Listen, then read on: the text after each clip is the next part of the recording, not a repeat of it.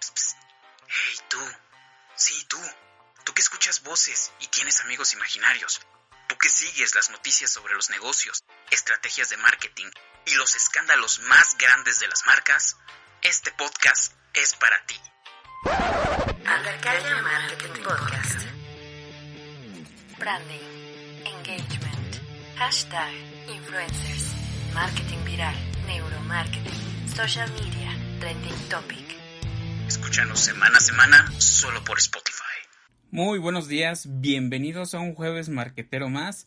Soy Alan Cabrera y les doy la bienvenida a Aldacaya Marketing Podcast, donde hablaré de los temas más controversiales, oscuros y algunos buenos ejemplos a seguir en el mundo de la mercadotecnia. Ahorita ya estoy emocionado porque hace unas semanitas me dijeron que no escuchaban el podcast porque no tenían Spotify y qué hueva instalarlo.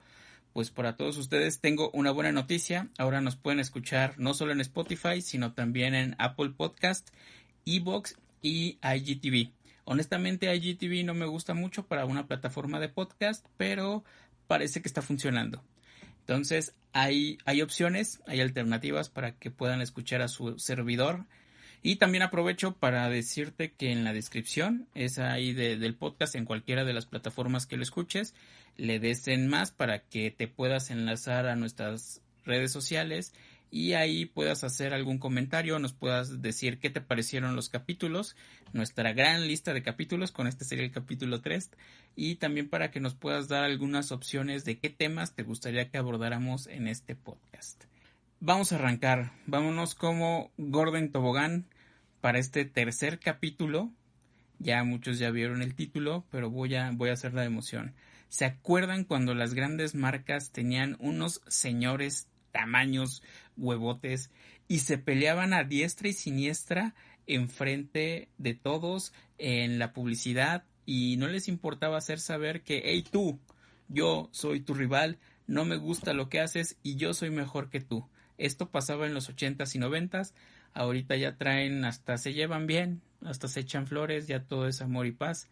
Y si hay una guerra, pues por lo menos en la publicidad se ve todo más tranquilo. Hoy les voy a hablar de la relación de las colas más grandes y no son esas colas que están pensando, sino simplemente ustedes que hoy hablan de relaciones tóxicas, les voy a presentar la señora madre de todas las relaciones tóxicas. La relación entre Coca y Pepsi.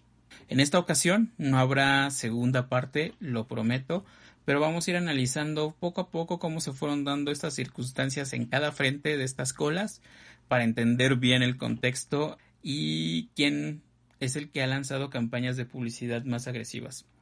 Si no lo sabían, fue Pepsi. Pepsi es la más llevada de estas dos empresas y tiene un comercial que me encanta, que voy a tratar de describir lo mejor posible. De todas formas, en la descripción voy a poner el enlace para que lo puedan ver en YouTube y no se pierdan cada detalle. Disculpen si mi manera de contar la historia se sale un poco de lo que está en el comercial. Trataré de ser lo más acertado posible. Quiero que imaginen un escenario, ya es nochecita. Está un diner, un comedor ahí en una autopista y va llegando un camión de Pepsi. El conductor se baja, entra al comedor, empieza a sonar música de la rocola y es un comedor muy gringo, de estos que tienen la barra enfrente y donde puede comer la gente que está sola y también los gabinetes. Entonces llega el conductor, se sienta ahí en la barra y para su sorpresa ve a un otro conductor que es el de la competencia, el conductor de Coca-Cola, y hace caras como que de puta madre este güey. Sin importar se sienta, hace su pedido y empieza a sonar una musiquita y los dos concuerdan de, qué buena canción, sí, buena rola. Se ven, cada uno está comiendo unas hamburguesas con papas y cada uno está bebiendo su respectiva bebida. El conductor de Pepsi está tomando una Pepsi y el de Coca una Coca. Se comienzan a acercar, empiezan a platicar, hasta ahí hasta hacen el salud y demás. Y entonces el de Coca-Cola pues le hace un guiño y le acerca la lata de Coca-Cola para que el conductor de Pepsi pues la pruebe y se anime.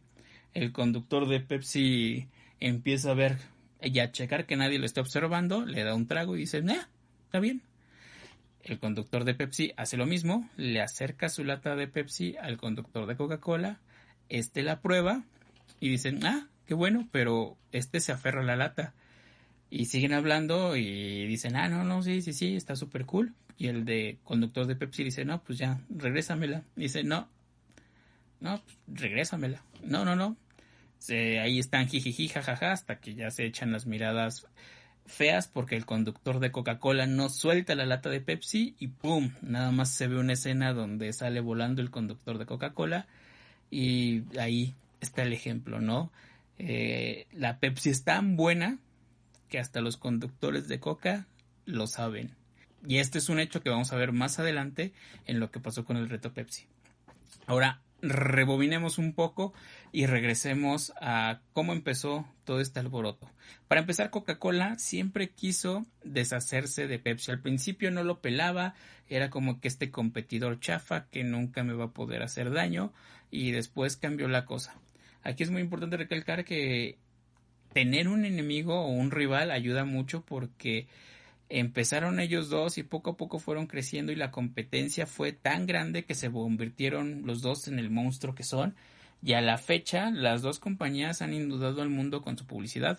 Tanto Coca-Cola como Pepsi se vendían en farmacias como tónicos revitalizantes. Fíjense nada más ahí, creo que ahí fue el periodo donde a todos los farmacéuticos, porque eran farmacéuticos, no eran necesariamente médicos, se les dio por hacer tónicos. Me recuerda mucho un capítulo de Los Simpson, véanlo, donde Homero y su papá hacen un tónico, está buenísimo, nada más para que se imaginen con la calidad y los cuidados y la salubridad con la que se hacían este tipo de tónicos. Y en 1880, John Pemberton, un farmacéutico de Atlanta, curioso, intrigado, empezó ahí a jugar con líquidos de caramelo y la fórmula secreta, porque no me sé todos los ingredientes, y llegó a la fórmula de Coca-Cola, que en ese entonces se llamaba 7X, y la empezó a vender en la farmacia de Jacobo o en Jacob's Pharmacy. Ahí fue uno de los primeros puntos de venta donde se empezó a vender esta bebida, pero ahí todavía era 7X. Y nos vamos 13 años más adelante, fue en 1893, cuando en Carolina del Norte, otro farmacéutico llamado Caleb Bradham empezó a experimentar igual, con diferentes tipos de bebidas para hacer un tónico sin alcohol, y llegó con la fórmula de Pepsi. Su fórmula se empezó a hacer popularidad ahí con la banda, y también ahí no llegó luego con el nombre de Pepsi, como dice Cuauhtémoc Blanco, sino en ese entonces se llamaba Brad's Drink, que era agua carbonatada con azúcar, vainilla, aceites, pepsina y nueces de cola. Eso era lo que tenía la Pepsi. Entonces, pues aquí ya tenemos cómo nació cada una de estas dos bebidas adictivas que se pelean por quién hace más diabético a una persona. Va ganando Coca. No les quiero spoilear, pero va ganando Coca. Regreso con Pemberton. Él era un adicto a la morfina y muere 2 años después de haber inventado 7X, que después se llamó Coca-Cola, y ya no tuvo chance de ver el monstruo en el que se convirtió esta creación. Y desde ahí empezaron sus pininos porque Coca se empezó a distinguir por sus campañas. En ese entonces, ya cuando adoptó el nombre de Coca-Cola, su eslogan era deliciosa y refrescante todo el año. Y de hecho, le empezaron a meter mucha lana. Todo lo que tenían de ganancias, más del 20% lo destinaban a la publicidad y se empezaron a distinguir por eso. Pepsi, sin embargo, pues le estaba sufriendo porque nomás no pegaba. Ahí, ojo que están en años diferentes, pero Pepsi no se popularizó tan rápido, la verdad le sufrió mucho. Y uno de los éxitos o grandes aciertos de Coca-Cola fue la idea de embotellar su propia bebida, porque antes, cuando estaban en las farmacias, ahí se preparaba todo. Tenían los hielos, tenían el agua carbonatada y tenían este jarabe de Coca-Cola y lo preparaban y hasta incluso le echaban su dosis de cereza y algunas de vainilla, pero era la manera tradicional en la que tú llegabas a la farmacia y pedías la Coca-Cola, no en la botellita que ya tenemos, que conocemos todos. Llegabas, la pedías, te la daban en un vaso de vidrio, porque guácala plástico, hielitos, agua carbonatada, el jarabe de Coca-Cola, lo mezclaban con una cucharita y eso era la Coca-Cola de esos tiempos. Igual Pepsi se movía de la misma manera. Entonces Coca-Cola tuvo la brillante idea de embotellar su propia bebida para reducir costos y empezarla a distribuir por medio de franquicias. O sea, se empezaron a extender. Atlanta creció demasiado rápido porque como empezó ahí, pues todos eran los directivos de Coca-Cola. Y ahí se hizo una zona residencial muy fresona y muy bonita, pero todo el éxito se debe a esta idea de embotellar la bebida, empezarla a distribuir por medio de franquicias, y fue como poco a poco se fue convirtiendo en el monstruo que es ahora Coca-Cola. Pepsi igual siguió con la misma iniciativa, después embotelló también su bebida, pero no tenían el poder de distribución ni las franquicias para tener todo el éxito. Luego llegó la ley seca, ahí después durante la Gran Depresión, donde recuerden que en Estados Unidos no se podía mover el alcohol, y fue un área de oportunidad para Coca-Cola porque a falta de alcohol pues vamos a fregarnos los riñones con Coca-Cola y vamos a hacernos diabéticos. Nadie sabía eso en ese entonces, pensaban que era algo sano, me atrevería a decir, o tal vez sabían que no era tan sano, pero les valía, la verdad no sé. Pero comenzaron a beber Coca-Cola y fue ahí donde también creció. A diferencia, Pepsi sí la sufrió, y durante la Gran Depresión y esta época de sequía estuvo a punto de darse en bancarrota 2 veces, y también 2 veces, de tan apretados y amolados que estaban, le dijo a Coca, pues cómprame, me voy contigo para no perder. Obviamente Coca dijo que en él.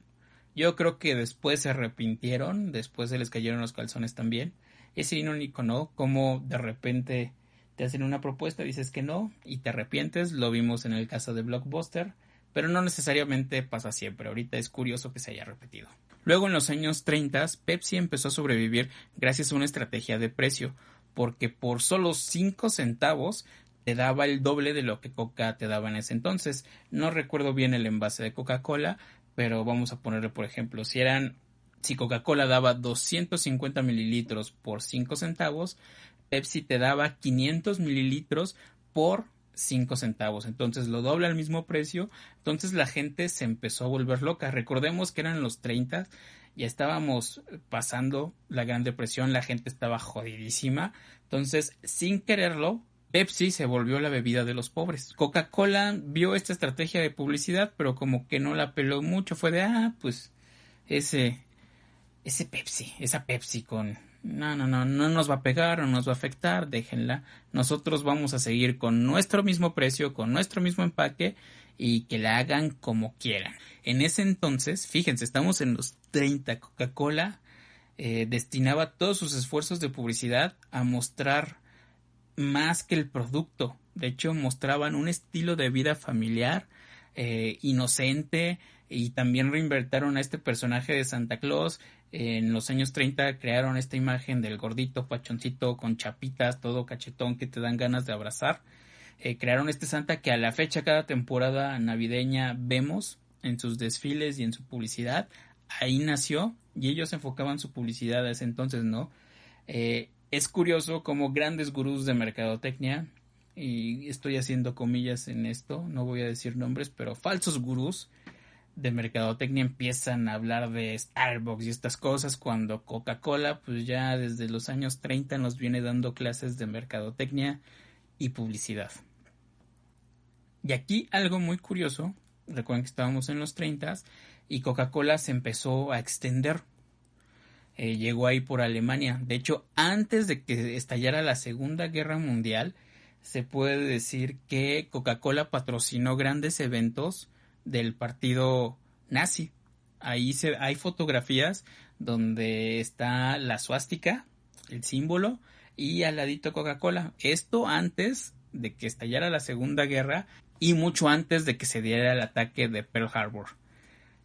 Ahí en Alemania también Coca-Cola se empezó a mover bien. Existía y estaba disponible para muchos alemanes y se empezó a posicionar también de una manera correcta.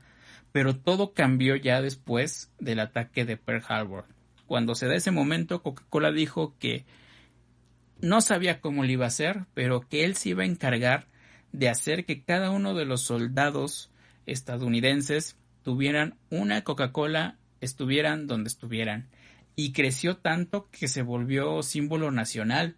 Los soldados, hay fotos, los soldados con su Coca-Cola, y muchos de ellos decían que peleaban porque querían regresar a su país y tomarse una Coca-Cola y poder echarse también una hamburguesa con sus papas a la francesa. Pues con todo este movimiento, pues ya Coca-Cola no podría surtir de manera oficial a Alemania. El alemán que trajo Coca-Cola ahí, pues tuvo que improvisar, con residuos que quedaban de la sidra y algunas otras frutas, quedó una hermosa y maravillosa bebida que les va a sonar, que pertenece ahora a la familia Coca-Cola. Creó la Fanta. Fanta surge de esta manera de improvisar, ya que no tenemos Coca, pues vamos a producir algo. Recuerden que todo se movía por franquicias. Entonces, Coca-Cola llegó a Alemania por medio de una franquicia y ahí estaba todo. Después del ataque a Pearl Harbor, pues Coca-Cola no podía tener presencia ahí, pero este cuate se dio a la tarea de crear algo que sustituyera a la Coca-Cola y dio con Fanta. Entonces, ese es un dato curioso. Y fíjense, es curioso ver cómo en épocas de crisis algunos se ponen vivos, como Coca-Cola, que durante la Segunda Guerra Mundial abrió más de 60 embotelladoras a lo largo del mundo. Fue ahí su pique más alto y fue ahí cuando comenzó la expansión a nivel mundial. Ya estaba posicionada en Estados Unidos y ahora el siguiente paso era conquistar el mundo. Y eso pasó rápidamente. Ya en la década de los 50, después de la Segunda Guerra Mundial, Coca-Cola ya era el número 1 en el mundo. Pepsi seguía luchando, pero como que no le giraba la ardilla. Querían enfocarse, fíjense, traían este eslogan de sé sociable, elegante y mantente joven. Pero en sus comerciales salían gente súper trajeada, con cabello gris, ya grande, y pues era una completa... No tenía nada de congruencia ese comercial. Le pulieron mucho y no daban. Fue entonces cuando Pepsi se le prendió la brillante idea de enfocarse en los baby boomers. Los baby boomers es la generación de 1946 a 1964 y se llaman así porque nacieron después del boom, o sea, de la bomba atómica o después de la guerra, y entonces por eso se llaman baby boomers. Entonces Pepsi se enfocó en ellos e incluso los llamó la generación Pepsi. Sacaron publicidad ya más adecuada donde en sus comerciales se veían gente joven, y en los 70 aprovecharon para esta generación que ya había nacido, que no quería saber nada de la guerra, entre paréntesis hippies, malditos hippies. Hippies, donde quiera, quieren salvar al mundo y solo fuman hierba y apestan. Ayúdenme. Y en su publicidad se veía y le daban mensajes de tú tienes mucho por qué vivir y Pepsi también tiene mucho por lo cual vivir. Esta publicidad hizo un mega gancho con esta generación porque la gente se sentía identificada con las personas que salían en los comerciales, se sentían cómodos, entonces pegó un buen. Este fue un gran acierto de Pepsi. Y aquí Coca-Cola, pues igual, le seguía valiendo, pues está chida tu estrategia, Pepsi, pero no la pelaba mucho. Ahí todavía no empezaba ese odio ferviente entre Coca-Cola a Pepsi. Pepsi a Coca yo creo que siempre el odio, pero al revés, o que fuera recíproco, ahí todavía no. Coca-Cola en los 60 tenía una campaña muy sencilla que solo decía las cosas son mejores con Coca-Cola, pero fue un periodo donde pues no todo estaba bien con Estados Unidos y no pegó mucho. Ahora, un punto curioso, un gran acierto para Pepsi se dio ahí en el periodo de Nixon. Él tuvo una reunión a las afueras de Moscú con Nikita Khrushchev, espero haberlo pronunciado bien, ministro de la Unión Soviética en ese momento, y ellos tuvieron un famoso debate en la cocina. Ahí fue un intercambio cultural como una feria donde Estados Unidos llevó varias cosas que lo representaban, llevó juegos de Monopoly, algunas congeladas, y quiso llevar a Coca-Cola, pero el director en ese entonces lo mandó muy lejos y Nixon se acercó con el director de Pepsi. Pepsi dijo, va. Y hay una foto muy curiosa donde Khrushchev está sosteniendo una Pepsi Cola con su santa manota. Está ahí muy padre la foto. Y gracias a eso fue que Pepsi consiguió los derechos exclusivos para vender por 20 años en la Unión Soviética. Mucha guerra fría y todo, pero la lana es la lana. Y a Coca-Cola pues esto no le hizo nada de gracia, porque ahí fue un gran acierto que tuvo Pepsi, y ahí yo puedo decir que ya comenzó el odio recíproco. Ya lo había notado, Coca-Cola por fin se dio cuenta de que tiene un digno y fuerte rival. Digo, aunque su participación de mercado era muy diferente, y es a la fecha todavía muy diferente, pero se dio cuenta de este rival. Así como cuando Vegeta se da cuenta de que Goku tiene un ki fuerte, pues algo así pasó. Y esto dio paso al espionaje industrial. Ambos bandos querían saber qué demonios estaba haciendo uno de ellos. Querían adelantarse, empezaron los juegos sucios, e incluso los mismos trabajadores decían que todos los días ibas a trabajar y era prepararte para una batalla, porque no sabías todo lo que iba a pasar. Entonces ambos bandos estaban pegue. Comenzaron los bloqueos de cadenas de supermercados, estaban peleando contratos, e incluso ya empezaban el manejo de contratos ilegales para que se quedaran con plazas. Yo creo que fueron de las partes más importantes donde ya las acciones de uno contra el otro se notaban y era más que obvio. Luego llegamos a la década de los 70s, que es cuando Pepsi se le adelanta a Coca-Cola y lanza el primer refresco light, que de light no tiene nada, bueno, es otro detalle, ¿no? Pero lanza su primer refresco light y al finales de la década de los 70s le avienta el famoso reto Pepsi. A nosotros llegó en los 90s, llegó más tarde el reto Pepsi y cambia el resultado, pero cuando se lanza por primera vez es asombroso porque era un reto a ciegas, donde le preguntaban a la gente, ¿tú qué tomas? ¿O qué bebida de cola prefieres, mejor dicho? Pues yo, Alan, prefiero Coca-Cola. Ok, Alan, mira, aquí tengo 2 vasitos. Pruébalos. Vaso 1, le echo un trago. Vaso 2, al trago. Ok, me dijiste que tu bebida favorita era Coca-Cola, ¿verdad? Sí, correcto. Entonces, ahora, de estas 2 que probaste, ¿cuál te gustó más? El vaso número 2. Pues, ¿qué crees, Alan? Eso que estás señalando es Pepsi. Y todos se quedaban así de ¡wow! Y con este resultado la gente decía que ya iba a dejar Coca-Cola, que ya ese iba a pasar a la mejor opción, que era Pepsi, porque el sabor era definitivamente mejor. Esto choqueó a Coca-Cola porque ellos hicieron el mismo reto a puerta cerrada y los resultados eran los mismos, incluso con sus mismos empleados, todos elegían Pepsi Cola. Con esto dijeron, no, pues hay que hacer algo, vamos a cambiar la fórmula. Y esto es la estupidez más grande que pudo hacer Coca-Cola, ya que en el año de 1985 saca su nueva fórmula al mercado y no causó buena recepción. Para empezar, la gente antes de probarla se enojó y empezaron a recibir cartas de me hubieras dicho que Dios no existe, me hubieras dicho que se quemó la bandera de Estados Unidos y no hubiera reaccionado de la misma manera. Me estás diciendo que todo lo que conocía de Coca-Cola, este símbolo, no es real, que cambiaste el sabor porque ¿por qué? Entonces la gente estaba mega encabronada. Recuerden que esto ya era, Coca-Cola ya se había convertido en un símbolo nacional en ese momento, y con esta estrategia pues no les funcionó tan bien, y tan no les funcionó bien que a los 3 meses retiraron todo del mercado y regresaron a la fórmula original, a la cual le pusieron Coca-Cola Classic. Esa es la vieja y confiable fórmula. Después la gente poco a poco empezó a olvidar todo esto. La Coca-Cola se mantenía con este sabor clásico después de su mega embarrada, pero el conflicto empezó a escalarse más y más. Cada uno de los bandos estaba peleando por llegar a escuelas, quedarse en escuelas. De hecho, si se fijan, por lo menos aquí en México, vean las tienditas, incluso las tienditas se pelean.